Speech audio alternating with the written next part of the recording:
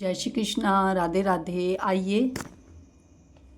अध्ययन करते हैं श्रीमद् भागवत गीता अध्याय 6। गणपति भगवान को प्रणाम करते हैं, अपने अपने गुरुदेव को प्रणाम करते हैं और शुरू करते हैं गीता का 6वां अध्याय। हरे कृष्णा। उसके उपरांत श्री कृष्ण बोले कि हे अर्जुन, जो पुरुष कर्म के फलों को न चाहता हुआ करने योग्य कर्म करता है वह सन्यासी और योगी है, और केवल अग्रियों को त्यागने वाला सन्यासी योगी नहीं है तथा केवल क्रियाओं को त्यागने वाला सन्यासी योगी नहीं है। इसीलिए हे अर्जुन, जिसको सन्यास ऐसे कहते हैं इसको तू योग ज्ञान, क्योंकि संकल्पों न त्यागने वाला कोई भी पुरुष योगी नहीं होता। समस्त बुद्धि रूप योग से आरूढ़ होने की इच्छा वाले मननशील पुरुष के लिए योगी प्राप्ति में निष्काम भाव से कर्म करना ही हेतु कहा है, और योगारूढ़ हो जाने पर योग रूप पुरुष के लिए सर्व संकल्पों का अभाव ही कल्याण हेतु है, जिसके काल में ना तो इंद्रियों के भोगने से आस होता है और ना कर्मों का ही आक्स होता है, और काल में सर्व संकल्पों का त्यागी पुरुष योगारूढ़ कहा जाता है। यह योगारूढ़ता कल्याण में हेतु कही है। इसीलिए मनुष्य को चाहिए कि अपने द्वारा अपना संसार समुद्र में उद्धार करे और अपनी आत्मा को अधोगतियों में ना पहुंचाए, क्योंकि वह जीवात्मा आप ही तो अपना मित्र है और आप ही अपना शत्रु है, अर्थात कोई दूसरा शत्रु या मित्र नहीं है। उस जीवात्मा का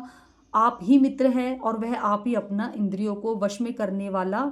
शत्रु है, और जिसके द्वारा मन और इंद्रियों सही शरीर नहीं जीता गया उसका वह आप ही शत्रु के सदस्य है, शत्रुता में बरतता है। हे अर्जुन, सर्दी गर्मी और सुख दुखदाइयों में तथा मान और अपमान में जिसके अंतकरण की वृत्तियां अच्छी प्रकार शांत हैं अर्थात विकार रहित हैं, ऐसे स्वाधीन आत्मा वाले पुरुष के ज्ञान में सच्चिदानंद परमात्मा सदैव स्थित रहते हैं, अर्थात उनके ज्ञान में परमात्मा के सिवा अन्य कुछ नहीं है। ज्ञान विज्ञान से तरत है, अंतकरण जिसका विकार रहित है, स्थिति जिसकी अच्छी प्रकार जीती हुई है, इंद्रिया जिसकी तथा समान है, मिट्टी पत्थर और स्वर्ण जिसके योग युक्त अर्थात भगवती प्राप्ति वाले हैं, ऐसे कहा जाता है। जो पुरुष सुशस्त्र मित्र वैरी उदासीन मध्यतम देशी और बंधुगणों में तथा धर्मात्माओं में पापियों में समान भाव रखता है, सबको एक सा समझता है, इसीलिए उचित है कि इसका ज्ञान और इंद्रियों सहित शरीर जीता हुआ है। ऐसा वासना रहित और संग्रह रहित योगी अकेला ही एकांत में स्थिर हुआ निरंतर आत्मा को परमेश्वर के ध्यान में लगाता है। परंतु हे अर्जुन, यह योग ना तो बहुत खाने वाला सिद्ध होता है और ना बिल्कुल खाने वाला सिद्ध होता है, ना ही अति शयन करने वाला स्वभाव वाला और ना ही अत्यंत जागने वाला ही सिद्ध होता है। यह दुखों का नाश करने वाला योग तो यथार्थ योग आहार है, विहार करने वालों को तथा कर्मों में यथा योग्य चेष्टा करने वालों को और यथा योग्य शयन करने वाले जागने वाला ही सिद्ध होता है। इस प्रकार योग के अभ्यास से अंत्यत वश में किया जाता है। चित्त जिस काल में परमात्मा ही भली प्रकार स्थित हो जाता है उस काल में संपूर्ण कामनाओं से स्पृहारहित हुआ पुरुष योग युक्त ऐसा कहा जाता है। जिस प्रकार वायु रहित स्थान में स्थित दीपक चाल्यमान नहीं हो सकता, वैसे ही उपमा परमात्मा के ध्यान में लगे हुए योगियों के जीते हुए चित्त की कही गई है। हे अर्जुन, जिस अवस्था में योग के अभ्यास से निरुद्ध हुआ चित्त उपराम हो जाता है और जिस अवस्था में परमेश्वर के ध्यान से शुद्ध हुई सूक्ष्म बुद्धि द्वारा परमात्मा को साक्षात करता है, सच्चिदानंद परमात्मा ही संतुष्ट होता है तथा इंद्रियों से अतीत केवल शुद्ध ही सूक्ष्म बुद्धि द्वारा ग्रहण करने योग्य है, जो अनंत ही आनंद को देता है। उसको जिस अवस्था में अनुभव करता है और जिस अवस्था में स्थित हुआ योगी भाव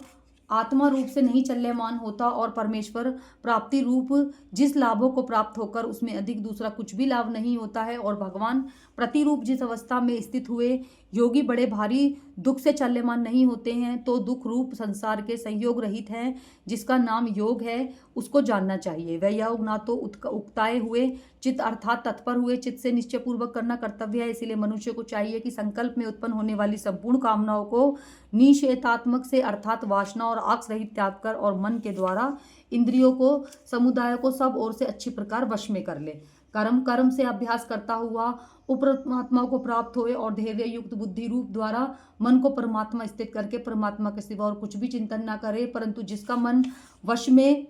नहीं हो सकता उसको चाहिए कि स्थित न रहने वाले चंचल मन जिस जिस कारण से सांसारिक पदार्थों में चढ़ता है उसे रोककर बारंबार परमात्मा का निरोध करे, क्योंकि जिसका मन अच्छी प्रकार शांत है और जो पाप से रहित है और जिसका रजोगुण शांत हो गया है, ऐसे सच्चिदानंद ब्रह्मा के साथ एकीभाव हुए योगी अति उत्तम आनंद प्राप्त करते हैं। और परमात्मा रहित योगी इस प्रकार निरंतर आत्मा को परमात्मा लगाता हुआ सूरपूर्वक परम ब्रह्मा परमात्मा प्रतिरूप अनंत आनंद को अनुभव करता है। हे अर्जुन, सर्वव्यापी और अनंत चैतन्य में एक ही भाव से स्थिर रूप योग युक्त आत्मा वाला तथा सब में संभाव देखने वाला योगी आत्मा को संपूर्ण भूतों में बर्फ में जल के सदस्य व्यापक देखता है और संपूर्ण भूतों को आत्माओं को देखता है। अर्थात जैसे सपन से जगा हुआ पुरुष सपन से संसार को अपने अंतर्गत संकल्प में आधार देखता है, वैसे ही वह पुरुष संपूर्ण भूतों को अपने सर्वव्यापी अनंत चेतन आत्मा के अंतर्गत संकल्प के आधार देखता है। जो पुरुष संपूर्ण भूतों में सबके आत्म रूप मुझ वासुदेव को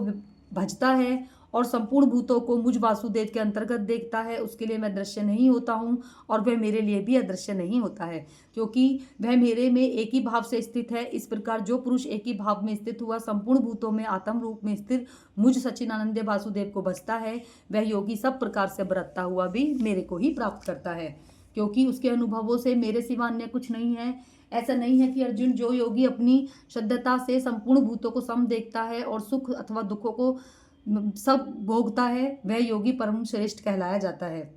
इस प्रकार भगवान वाक्यों को सुनकर अर्जुन बोले कि हे मधुसूदन, जो यह ध्यान योग्य सत्य भाव से कहा है आपने, इसकी मैं मन के चंचल होने से बहुत काल तक ठहरने वाली स्थिति को नहीं देखता हूँ, क्योंकि हे कृष्ण, मन बड़ा चंचल होता है और ये एक जगह ठहर नहीं सकता, इसीलिए इसको वश में करने का वायु की भांति अति दुष्कर माना जाता है। इस प्रकार अर्जुन के पूछने पर श्री कृष्ण भगवान बोले कि हे महाबले, निसंदेह मन चंचल है, कठिनता से वश में आता है, परंतु हे कुंती पुत्र अर्जुन, अभ्यास अर्थात स्थिति के लिए बारंबार यत्न करना, वैराग्य के वश में होना, इसीलिए इसको अवश्य वश में करना चाहिए, क्योंकि मन वश में न करने पर पुरुष द्वारा योग्य दुष्टाप्रिय है अर्थात प्राप्त होना कठिन है, और स्वाधीन मन वाले प्रतिशील पुरुष द्वारा साधन करने से प्राप्त होना सहज है। यह मेरा मत है। इस पर अर्जुन बोले कि हे कृष्ण भगवान, योग से चाल्यमान हो गया मन जिसका, ऐसा स्थिर यत्र वाला श्रद्धा युक्त पुरुष योगी की सिद्धियों को अर्थात भगवत साक्षात्कारों को प्राप्त होकर जिस गति को प्राप्त करता है, हे महाबलो, क्या वह